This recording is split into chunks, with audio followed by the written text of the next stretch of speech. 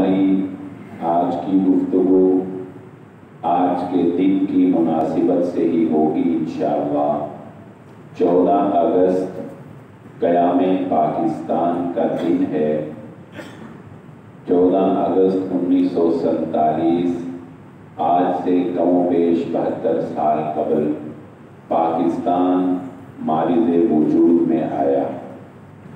پاکستان کس نظریہ کے تحت قائم ہوا، پاکستان کے قیام پر کیا قربانیاں پیش کی گئیں، اور پاکستان کے مل جانے کے بعد ہمارا کردار کیا رہا، یہ 3 اہم نکات کے اوپر آج ہماری انشاءاللہ گفتگو ہوگی۔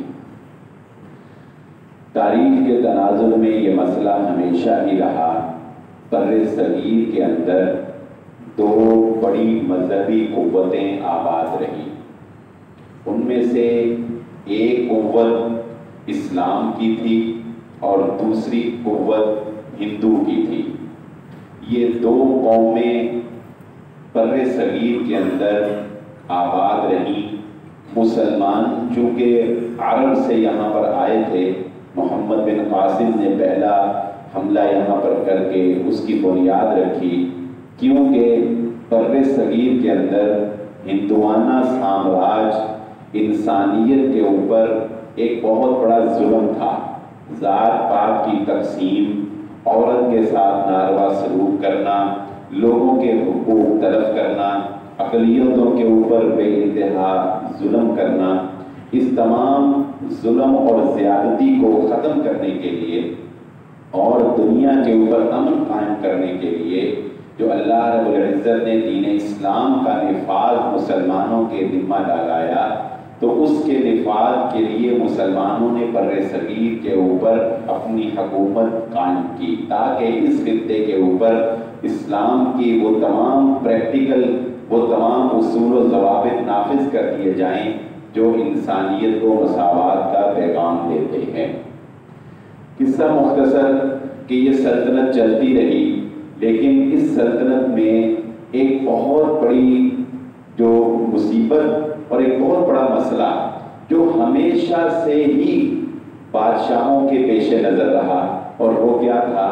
وہ تھا ہندو مسلم فسادات، کہ ہندوؤں اور مسلمانوں کے مابین بے انتہا فسادات کہیں نہ کہیں ہوتے رہتے تھے، باوجود اس کے کہ بر صغیر کے مسلمان بھی اپنے خطے سے محبت کرتے تھے اور آج تک کرتے ہیں، اور ہندو بھی اس خطے سے محبت کرنے والے ہیں، لیکن اس کے باوجود مذہبی اختلاف کی وجہ سے دونوں کے مابین فسادات ہوتے تھے، جس میں کبھی مسلمان ہندوؤں کو مارتے، کبھی ہندو مسلمانوں کو مارتے۔ آپ نے دین اکبری کا نام سنا ہوگا، جو بادشاہ اکبر نے دین اکبری بنایا تھا۔ وہ دین اکبری بنانے کا مقصد بھی یہی تھا، اس نے مسلمانوں کے بہت سے معاملات میں بہت نرمی پیدا کر دی، مثلا ہندو اور مسلمانوں کی آپس میں شادی کرنا، اسی طرح اور بہت سے معاملات تھے، تفصیل میں نہیں جانا چاہتا، لیکن وہ دین اکبری بنانے کا اصل میں مقصد کیا تھا کہ اس بادشاہ کو بھی یہ سمجھ نہیں آ رہی تھی کہ مسلمانوں اور ہندوؤں کے فسادات ختم کیسے ہوں گے۔ بالآخر اس کا ایک حل اس نے دین اکبری سوچا، لیکن یہ حل بھی کارآمد نہ ہو سکا۔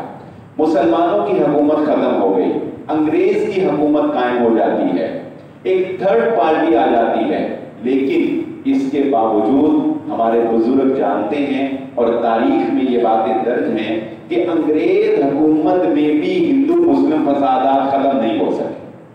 انگریز بھی اس بات سے تنگ رہا کہ باوجود اس کے کہ غلامی میں تو مسلمان اور ہندو دونوں برابر انگریز کی غلامی میں تھے، لیکن اس کے باوجود ہمارے مسلمانوں کے اور ہندوؤں کے آپس میں اختلافات، جو نظریاتی اختلافات تھے، باوجود اس کے کہ دونوں ساتھ ساتھ گھر بھی ہیں، باوجود اس کے کہ ایک دوسرے سے محبت کے پہلو بھی اجاگر کیے جاتے رہے، لیکن سب کچھ ہونے کے باوجود ہندو مسلم فسادات کو ختم نہیں کیا جا سکا۔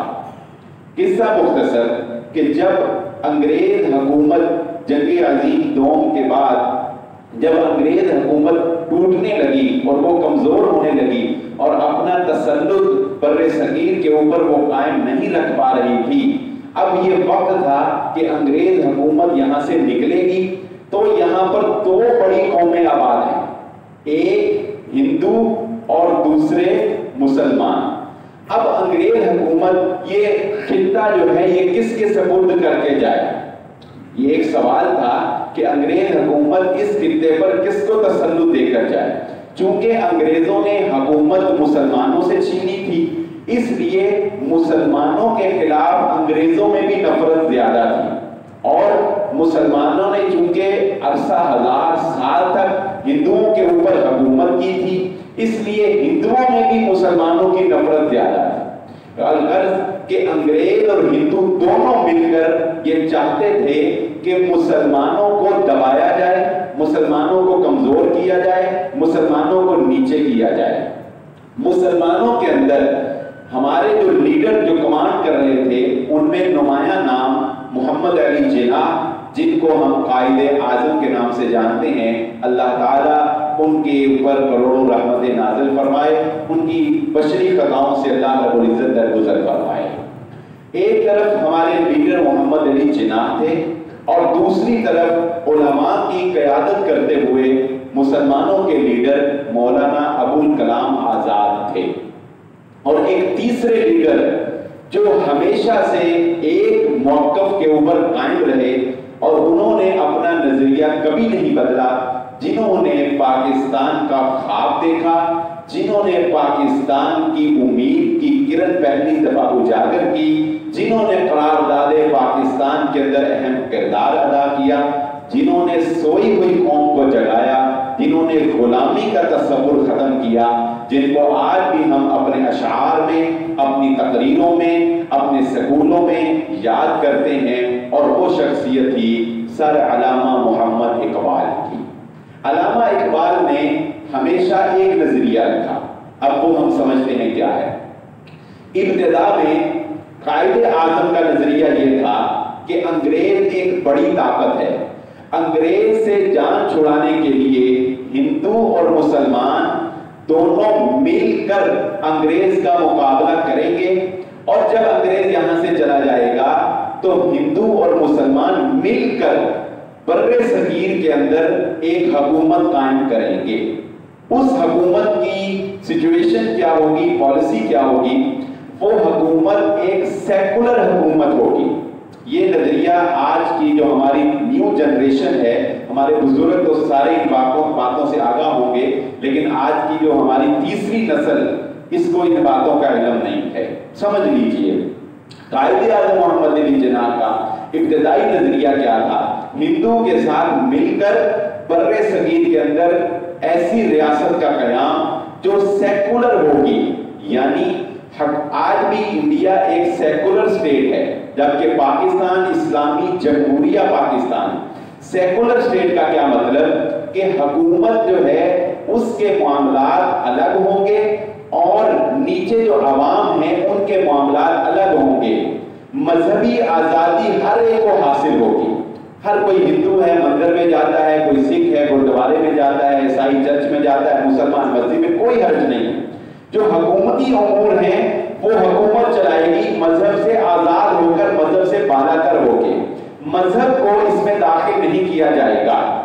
قائد اعظم بھی کانگریس کے اندر شامل رہے اس نظریے کے تحت، لیکن جب انتخابات ہوئے اور مسلمانوں کی اکثریت والی جگہ میں بھی ہندوؤں نے مسلمانوں کو حکومت نہیں بنانے دی اور ہر طرح سے کوشش کی کہ مسلمانوں کو زیر کیا جائے، تو قائد اعظم کو علامہ اقبال کی یہ بات سمجھ آ گئی، جو علامہ اقبال خط لکھ کر قائد اعظم کو سمجھاتے رہے کہ حکومت قائم ہو بھی جائے، مسلمان اور ہندو کبھی ایک نہیں ہو سکتے۔ دو قومی نظریہ جو علامہ اقبال نے پیش کیا، قائد اعظم کو پھر یہ بات سمجھ آئی کہ اگرچہ ہم مل کر حکومت بنا بھی دیں، لیکن ہندو اپنی اکثریت ہونے کی وجہ سے کبھی بھی حکومت میں بھی اپنا مذہبی رجحان یعنی ہندوازم کو کبھی بھی وہ نیچے نہیں ہونے دیں گے بلکہ مسلمانوں کو نیچا کریں گے۔ جب یہ سوچ علامہ قائد اعظم کی بن گئی اور علامہ اقبال نے اس میں بہت بنیادی کردار ادا کیا، انہوں نے شروع سے دو قومی نظریہ پیش کر کے اس کی حمایت کی، تب قائد اعظم محمد علی جناح نے مسلم لیگ کے اندر شمولیت اختیار کر کے مسلمانوں کے لیے جداگانہ وطن کا انتخاب کر دیا۔ علامہ اقبال نے یہ نظریہ کیا پیش کیا تھا؟ اب یہاں پر پھر مسلمانوں کے مابین دو نظریاتی اختلاف بن گئے۔ قائد اعظم کو یہ بات سمجھ آ گئی، علامہ اقبال کے دو قومی نظریے والی، اور یہ دونوں ساتھی اس دو قومی نظریے میں ایک ہو گئے۔ دو قومی نظریہ کیا تھا پہلے وہ سمجھ لیجئے۔ دو قومی نظریہ یہ تھا کہ مسلمان ایک الگ قوم ہے اور ہندو ایک الگ قوم ہے۔ ہم اس میں بہت سی باتیں ہیں، ہم گائے کو ذبح کرتے ہیں، وہ گائے کو پوجتے ہیں، وہ ہم جو ہے ہمارے ہاں جو ہے ایک اللہ کی عبادت کی جاتی ہے، وہ کئی بھگوان رکھتے ہیں، ہم میت کو دفن کرتے ہیں، وہ زندہ جلا دیتے ہیں، اس طرح رہن سہن کی اور بہت سی باتیں، اور قلیل ہے ہم آگے چلتے ہیں۔ اب یہ قائد اعظم اور علامہ اقبال اس نظریے پر قائم ہو گئے کہ مسلمان ایک الگ قوم ہے اور ہندو ایک الگ قوم ہے۔ اب مسئلہ کیا ہے؟ مسئلہ وہی ہے جو شروع میں نے بیان کیا کہ ہندو مسلم فسادات جو ہیں یہ اصل مسئلہ ہے۔ یہ کیسے ختم ہوں گے ایک ریاست کے قیام کے بعد؟ تو قائد اعظم اور علامہ اقبال کا نظریہ یہ تھا کہ اکٹھے رہتے ہوئے چاہے سیکولر حکومت بھی قائم ہو جائے، کبھی بھی ہم ان فسادات سے نہیں بچ سکتے۔ ان فسادات سے بچنے کا ایک ہی نظریہ، ایک ہی طریقہ ہے کہ مسلمان اپنا الگ وطن قائم کریں، مسلمان اپنا الگ خطہ۔ ہم اکٹھے رہ ہی نہیں سکتے، ہم ادھر تم ادھر، ہم اکٹھے رہ ہی نہیں سکتے، کمپرومائز ہو ہی نہیں سکتا۔ چنانچہ اس کے لیے شدید جدوجہد کی گئی، جبکہ ہمارے ہی مسلمان بھائی جو مولانا ابوالکلام آزاد کا نظریہ تھا، جو آج ہمارے انڈیا میں مسلمان بھائی موجود ہیں، مولانا ابوالکلام آزاد کا نظریہ آخر تک یہی رہا کہ نہیں، ہم تربیتی طور پر ابھی اتنے مستحکم نہیں ہوئے کہ ہم اپنا الگ خطہ حاصل کر کے اس کے قیام کو اسلامی ریاست جو ہے وہ بنا سکیں۔ مولانا ابوالکلام آزاد یہ سمجھتے تھے کہ ہمیں مسلمانوں کو اکٹھے رہ کر ہندوؤں کے ساتھ مل کر ہی جدوجہد کرنی چاہیے، اور جب انگریز سے ہم الگ ہو جائیں، ہمارا ایک انگریز سے ہماری جان چھوٹ جائے اور ہندو مسلم مل کر ایک ریاست قائم کر لیں، اس کے بعد پھر مسلمان اپنی شدید ترین تربیت کریں، جس طرح مکہ میں رسول اللہ صلی اللہ علیہ وآلہ وسلم نے مسلمانوں کی تربیت کی۔ جب مسلمان اپنی تربیت کر لیں، پھر اس کے بعد ایک بڑے پیمانے کے اوپر پورے ہندوستان کے اوپر مسلمان اپنی حکومت قائم کریں۔ یہ ان کا نظریہ تھا، یہ نظریاتی اختلاف تھا، لیکن مسلمان وہ بھی اسلام کے ساتھ مخلص تھے، وہ بھی بر صغیر کے ساتھ مخلص تھے، اور قائد اعظم محمد علی جناح اور ان کے ساتھ جو علماء تھے اور علامہ اقبال یہ بھی اسلام کے ساتھ مخلص تھے۔ لیکن ان کا نظریہ یہ تھا کہ ابھی پاکستان وجود میں آیا تو مسلمانوں کی اکثریت کمزور پڑ جائے گی اور ہم مستقبل میں ایک بڑا خطہ، ایک بڑی حکومت مسلمانوں کے ہندوستان کے اوپر قائم نہیں کر پائیں گے۔ لیکن محمد علی جناح اس بات کو بھانپتے تھے، وہ کہتے تھے نہیں، یہ موقع ہے، یہ چلا گیا تو بعد میں مسلمانوں کو ایک بڑی حکومت قائم کرنے کے لیے پتہ نہیں کب موقع میسر آئے یا نہ آئے، اور شدید جدوجہد کرنی پڑے۔ چنانچہ یہ وہ اختلاف تھا، دو قومی نظریہ، جس کی بنیاد کے اوپر الحمدللہ یہ پاکستان مارز وجود میں آیا۔ یہ اختلاف اب ختم ہو چکا، تاریخ دہرائی نہیں جا سکتی، وہ وقت واپس نہیں آ سکتا۔ پاکستان بننا تھا، بن چکا، جو بھی ہونا تھا وہ ہو چکا۔ یہ اختلاف، اب اس اختلاف کو کریٹ کر کسی کو برا کہنا، ان کو غلط کہنا، یہ اب ہمارا پیشہ نہیں ہے۔ وہ بھی ہمارے مسلمان بھائی ہیں اور ہم ان کے دکھ درد کے اندر برابر کے شریک ہیں۔ حالات پر بات کرتے ہوئے میں یہ کچھ واقعات لکھ کے لایا ہوں، میں وہ آپ کو سنانا چاہتا ہوں، لیکن حالات پر بات کرتے ہوئے اب موجودہ حالات بھی میں آپ کے سامنے پیش کر دیتا ہوں۔ کیا ہے؟ پاکستان الحمدللہ بن چکا، پاکستان کے اپنے مسائل ہیں، اس کو ایک طرف رکھ دیں. اب انڈیا، وہاں پر ابھی بھی مسلمانوں کی تعداد کچھ کم نہیں ہے، لگ بھگ 30 کروڑ کے قریب ہے. وہی مسئلہ جو پاکستان کے قیام سے پہلے تھا، وہی مسئلہ آج وہاں پر سر اٹھا چکا ہے. اب وہاں پر کیا مسئلہ ہے؟ اب وہاں پر یہ مسئلہ ہے کہ مسلمان یہ چاہتے ہیں کہ انڈیا سیکولر اسٹیٹ رہے اور مذہبی آزادی ہو، جبکہ ہندو کیا چاہتا ہے؟ ہندو یہ چاہتے ہیں کہ بھارت کے اوپر، انڈیا کے اوپر ہندوؤں کی حکومت قائم ہو.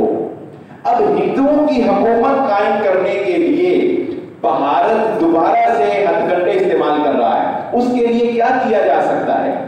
دیکھیے 30 کروڑ 35 کروڑ لوگوں کو آپ کیا کر سکتے ہیں بتائیں؟ یا تو اب اس کے دو ہی طریقے ہیں. اب وہ دو طریقوں میں سے کون سا طریقہ منطقی انجام کو پہنچتا ہے، یہ ہمیں مستقبل بتائے گا.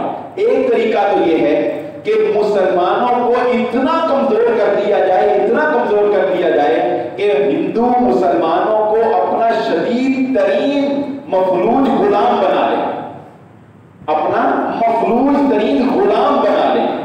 یعنی ان کی نسل کشی کی جائے، مسلمانوں کو بڑے پیمانے کے اوپر قتل کیا جائے، مسلمانوں کی تعداد کو کم کیا جائے، جو بچ جائیں وہ کسی طور پر مستحکم نہ ہو سکے، نہ تعلیم میں، نہ معاش میں، نہ خاندان میں، نہ اجتماعیت میں، اور پھر وہ ہندوؤں کی غلامی میں زندگی گزاریں. یہ ایک انڈیا کے اندر ہندوؤں کا ایک نظریہ ہے جس کے تحت وہ اس وقت کام کر رہے ہیں. اچھا، یہ ایک صورت تو یہ ہو سکتی ہے. اللہ تعالیٰ ہمارے مسلمان بھائیوں کی حفاظت فرمائے. دوسرا کام کیا ہو سکتا ہے ان فیوچر؟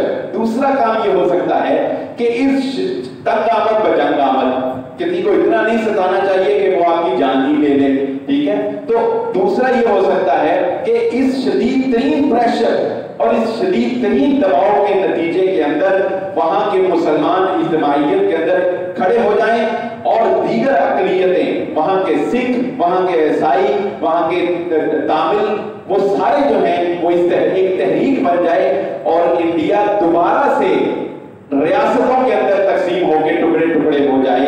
اب ایک یہ کام ہو سکتا، ان دو کاموں میں سے ایک کام ہوگا.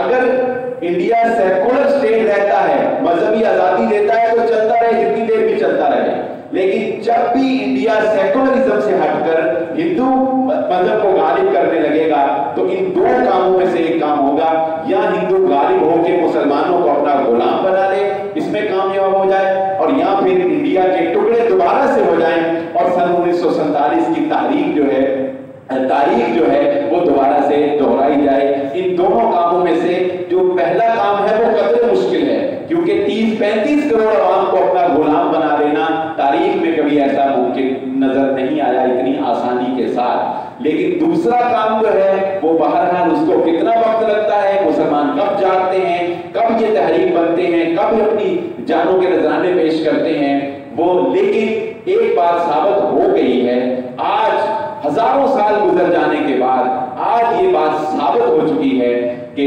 دو قومی نظریہ اس کا کوئی انکار نہیں کر سکتا.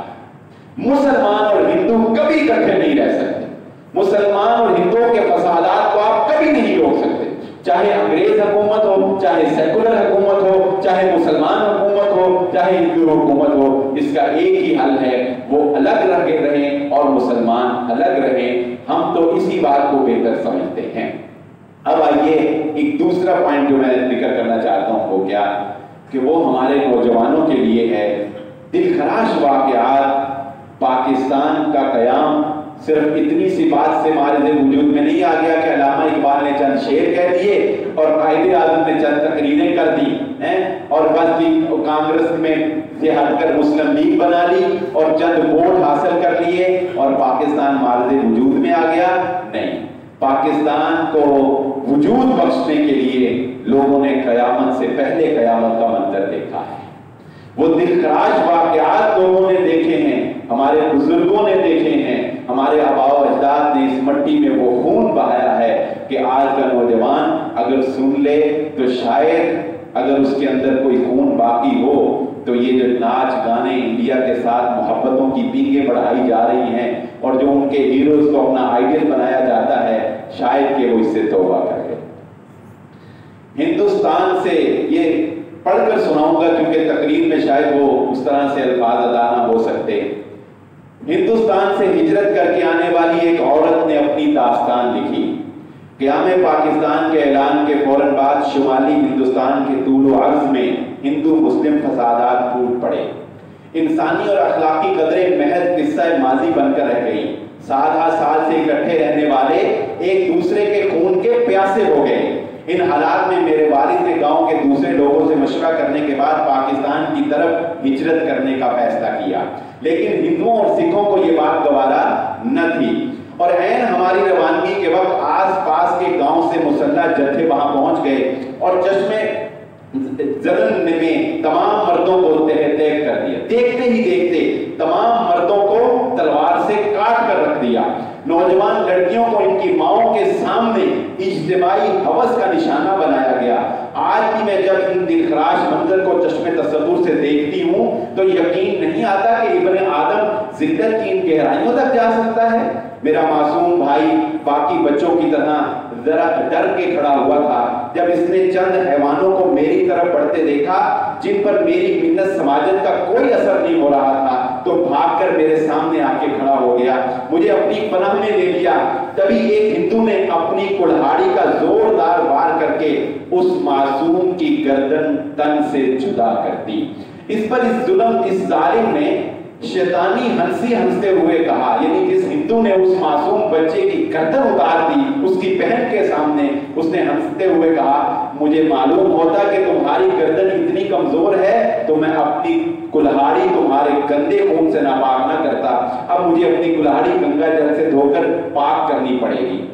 یہ کہہ کر وہ بھی شیطانی کھیل میں شامل ہو گیا، اور وہ شیطانی کھیل کیا تھا؟ مسلمان عورتوں کی عزت اور عصمت دری کرنا۔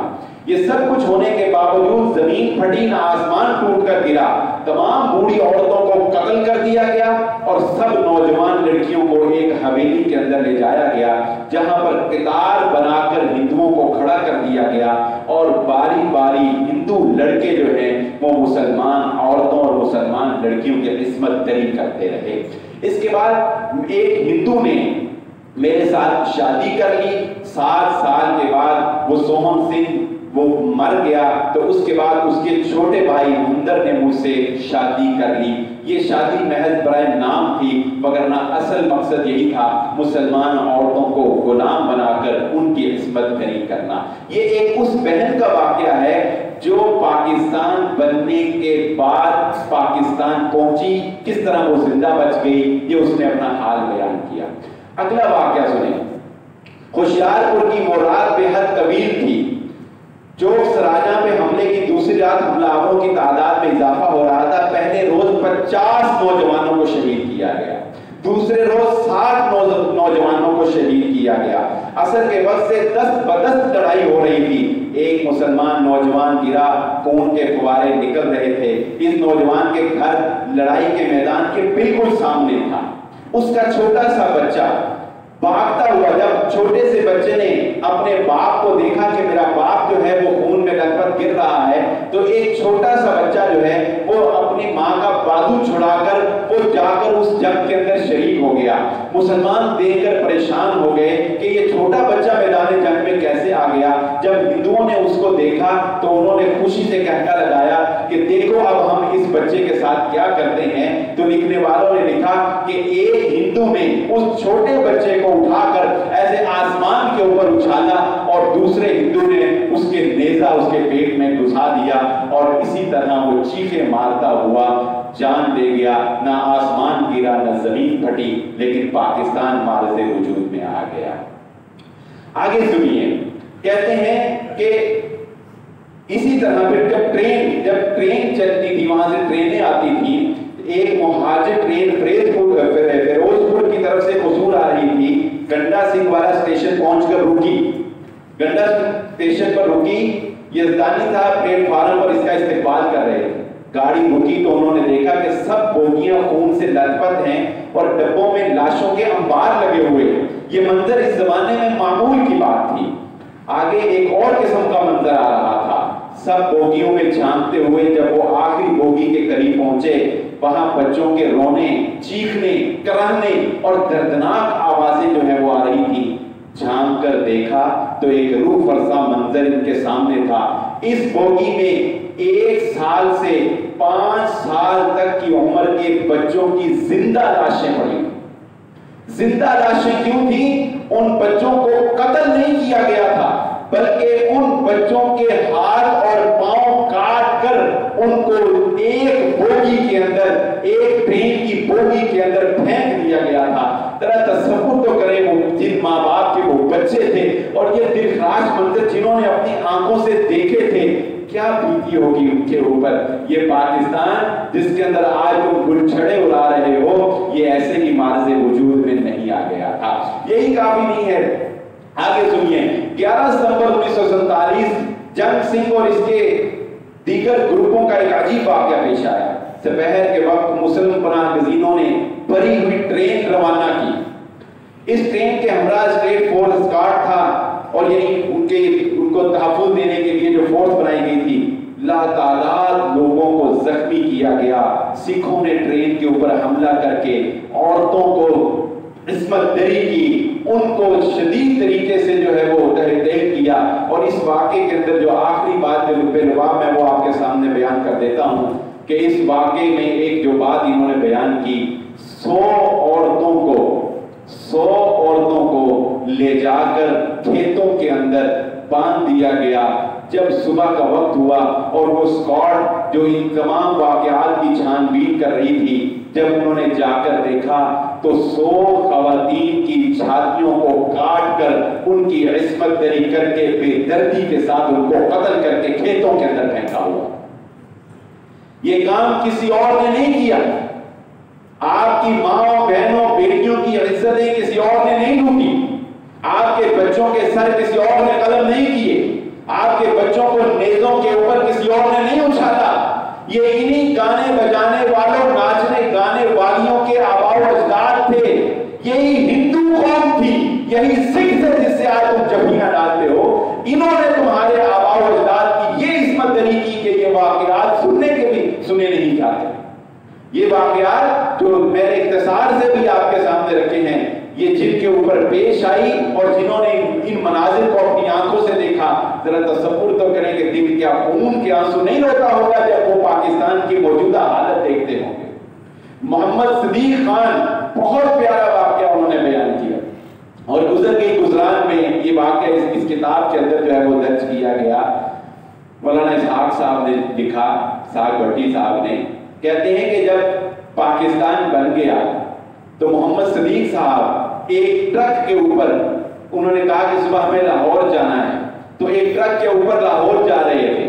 لاہور سے یہ پاکستان کے قیام کے دن کا، آج سے سمجھ لیں کہ 72 سال پہلے جب 1947 کا 14 اگست آیا تھا، تو یہ اس دن کا واقعہ جو میں آپ کے سامنے رکھ رہا ہوں کہ جب وہ ٹرک سے گزر رہے تھے لاہور کی سڑکوں کے اوپر، تو انہوں نے 4 خواتین دیکھی جن کے سر کے اوپر دوپٹہ نہیں تھا۔ 4 خواتین دیکھی جن کے سر کے اوپر دوپٹہ نہیں تھا۔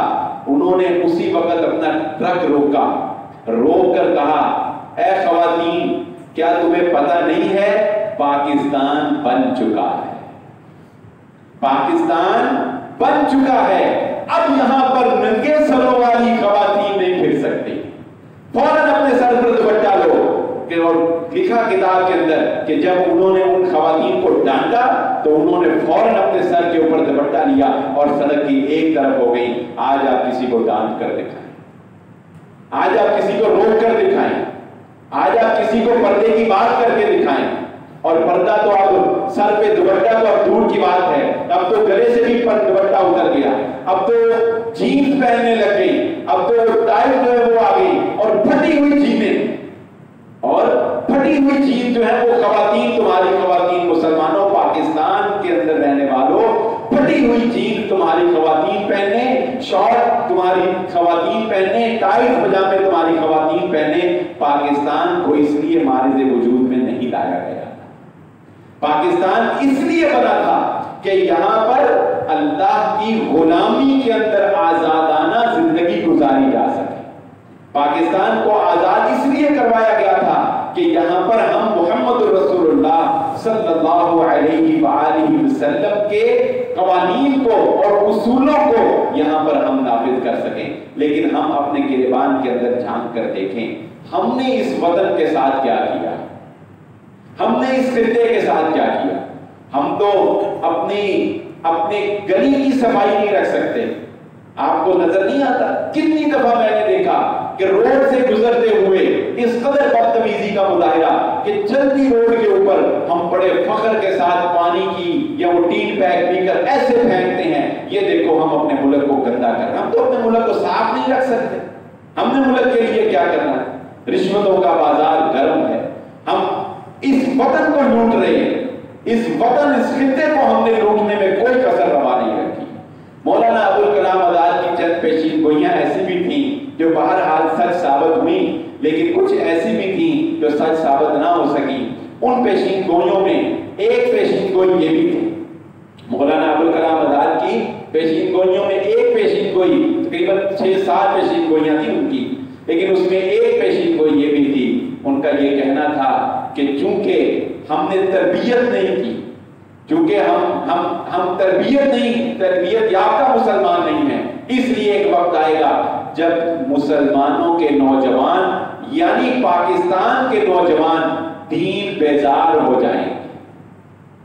جب پاکستان کا نوجوان دین بیزار ہوگا اور وہ مغربی ریاست اور مغربی طرز عمل اور مغربی حکومت سے محبت کرنے والا ہو جائے. اور آج ہمیں بہرحال یہ بات نظر آ رہی ہے. خدا را اس دو قومی نظریے کو سمجھیں. اپنی گفتگو کو اختتام پذیر کرتے ہوئے لب لباب اور خلاصہ میں آپ کے سامنے رکھ دیتا ہوں. سب سے پہلے آپ کے سامنے یہ بات رکھی کہ بر صغیر کے اندر اصل مسئلہ کیا تھا. نمبر 1 اصل مسئلہ بر صغیر میں یہ تھا ہندو الگ قوم, مسلمان الگ قوم, یہ ہمیشہ آپس میں لڑتے رہے. ہندو مسلم فسادات کے نام سے مشہور و معروف لڑائیاں ہمیشہ ہوتی رہی. اس کا سلوشن نہیں ہو سکا. نمبر 2 آپ کے سامنے یہ بات رکھی کہ جب انگریز حکومت یہاں سے جانے لگی تو اس وقت علامہ اقبال نے 2 قومی نظریہ پیش کر کے مسلمانوں کے لیے اس ہندو مسلم فسادات سے بچنے کے لیے الگ ریاست کے قیام کا تصور پیش کیا جس کا نام پاکستان رکھا گیا. قائد اعظم محمد علی جناح ابتدا میں اس کے حامی نہیں تھے, لیکن جلد ہی ان کو ہندوؤں کی روش سے یہ بات سمجھ آ گئی کہ ہندو اور مسلمان کبھی اکٹھے نہیں رہ سکتے. چنانچہ انہوں نے مسلم لیگ کے اندر شمولیت اختیار کر کے کانگریس کو چھوڑ کے جداگانہ انتخابات کا مطالبہ کر کے, یہ ساری باتیں مطالعہ پاکستان میں بہرحال ملتی ہیں, تو انتخابات کا مطالبہ کر کے پاکستان کے عملی قیام کے لیے جدوجہد کی کوشش کی. نمبر 3 20 لاکھ لوگوں نے قیام پاکستان کے لیے قربانی دی, جو ریکارڈ ہے, اور جو ریکارڈ میں نہیں ہے وہ شاید اس سے کئی درجے زیادہ ہوں. جو ریکارڈ میں, اس میں سے یہ چند ایک واقعات میں نے لکھے ہوئے آپ کے سامنے پڑھے جن سے آپ کو کم از کم, حقیقت تو ہم نہیں بیان کر سکتے ان واقعات کی, حقیقت تو وہی جانے جنہوں نے دیکھے ہیں, لیکن کم از کم ایک ہلکی سی منظر کشی آپ کو کی کہ اندازہ تو لگائیے کہ ہمارے آباء و اجداد نے کس قدر قربانیاں دے کر اس وطن عزیز پاکستان کو حاصل کیا. اور نمبر 4 آخر میں آپ کے سامنے یہ بات رکھی, اب تاریخ دہرائی نہیں جا سکتی. اب الحمدللہ اللہ نے ہمیں پاکستان دے دیا, یہ خطہ اللہ نے ہمیں دے دیا الحمدللہ. اب ہم نے اس کے اوپر نہیں لڑنا کہ یہ پیچھے کیا تھا اور یہ صحیح تھا یا غلط تھا. اب ہم نے اس کی حفاظت کرنی, اب ہم نے اس کی قدر کرنی, اب ہم نے جاننا ہے کہ ہندو ہمارا کتنا خطرناک دشمن ہے اور یہ سکھ ہندو ہمارے کس قدر دشمن ہے. ان سے کبھی محبت کی امید نہ رکھو, ان سے کبھی الفت کی امید نہ رکھو, کبھی ان سے نرمی کی امید نہ رکھو, اور ان سے نفرت کا تقاضا یہ ہے کہ اسلامی اقدار کو زندہ کیا جائے. پردے کا اپنے امت کے اندر اہتمام کریں, سود سے اپنے آپ کو پاک کریں, اپنے آپ کے اندر سادگی لے کر آئیں. اقبال نے کہا تھا اپنی ملت کو تو قیاس اقوام مغرب پہ نہ کر, خاص ہے ترکیب میں قوم رسول ہاشمی صلی اللہ علیہ وسلم. پاکستان, نظریہ پاکستان, 2 قومی نظریہ, یہ صرف اسلام کی بنیاد کے اوپر بنا۔ پاکستان کا مطلب کیا؟ لا الہ الا اللہ۔ سندھی ایک الگ قوم ہے، سندھی ایک الگ قوم ہے، ان کی روایات الگ، پہننا الگ، کھانا الگ، بولی الگ۔ بلوچی ایک الگ قوم ہے، بلوچ کی بولی الگ، روایات الگ، سب کچھ الگ۔ پٹھان ایک الگ قوم ہے، پنجابی ایک الگ قوم ہے۔ یہ چار الگ قومیں ہیں۔ پاکستان قومیت کی بنیاد پہ نہیں بنا۔ پاکستان اگر قومیت کی بنیاد پہ بنتا تو سندھ الگ ہوتا، یہ پنجاب الگ ہوتا، یہ بلوچستان الگ ہوتا۔ پاکستان قوم کی بنیاد پہ نہیں بنا، پاکستان کسی جگ کی بنیاد پہ نہیں بنا، پاکستان کسی ارائن، کسی شیخ کی بنیاد پہ نہیں بنا۔ پاکستان کی بنیاد لا الہ الا اللہ۔ سندھی بھی لا الہ الا اللہ پڑھتا ہے، بلوچی بھی لا الہ الا اللہ پڑھتا ہے، پٹھان بھی لا الہ الا اللہ پڑھتا ہے، اور پنجابی بھی لا الہ الا اللہ پڑھتا ہے۔ پاکستان کے اندر رہنے والے کے اندر نہ قومی تعصب ہونا چاہیے، نہ شخصی تعصب ہونا چاہیے، نہ ذاتی تعصب ہونا چاہیے۔ پاکستان انہی تعصبات سے پاک، ذات پات کے اس سسٹم سے جو ہندوؤں کے اندر رائج ہے، اور سامراج کے اس سسٹم سے، ساہوکار کے اس سسٹم سے، اور جاگیردارانہ اس سسٹم سے پاک ہونے کے لیے ایک تو پاکستان بنا تھا کہ ایک ہی سب میں کھڑے ہو جائے محمود و عیاد، نہ کوئی بندہ رہا نہ کوئی بندہ نواز۔ اور یہ عیاشی اور یہ تماش بینی جس کا آج دورہ ہے، اقبال نے اس وقت کے مسلمانوں کو کہا تھا، کیا گیا ہے غلامی میں مبتلا تجھ کو کہ تجھ سے ہو نہ سکی فقر کی نگہبانی، مثل ماں چمکتا تھا جس کا داغ سجود، خرید لی ہے فلکی نے وہ مسلمانی۔ اقبال نے کہا تھا مسلمانوں، عیاشی اور تماش بینی تمہارا شیوا نہیں ہو سکتی۔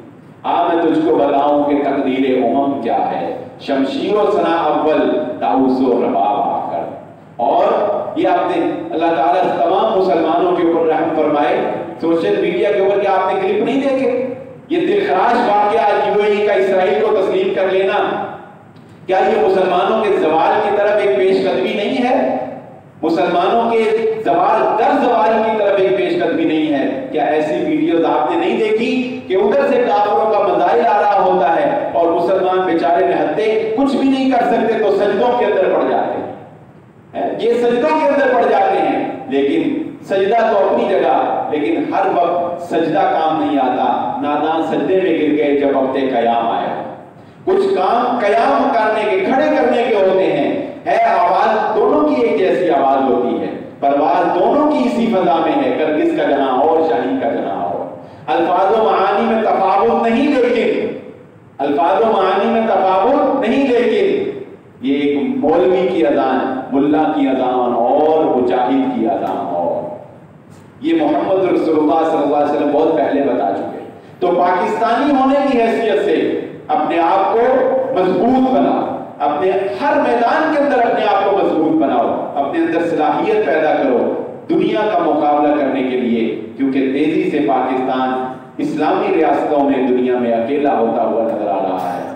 اللہ تعالیٰ ہمارے وطن کی حفاظت فرمائے، اللہ تعالیٰ پاکستان کی حفاظت فرمائے، اور یہ 14 اگست اسی طرح تا قیامت ہم پاکستان کے قیام کے ساتھ دیکھتے رہیں۔ اللہ تعالیٰ میرا اور آپ کا حامی و ناصر ہو۔ وآخر دعوانا الحمدللہ رب العالمین۔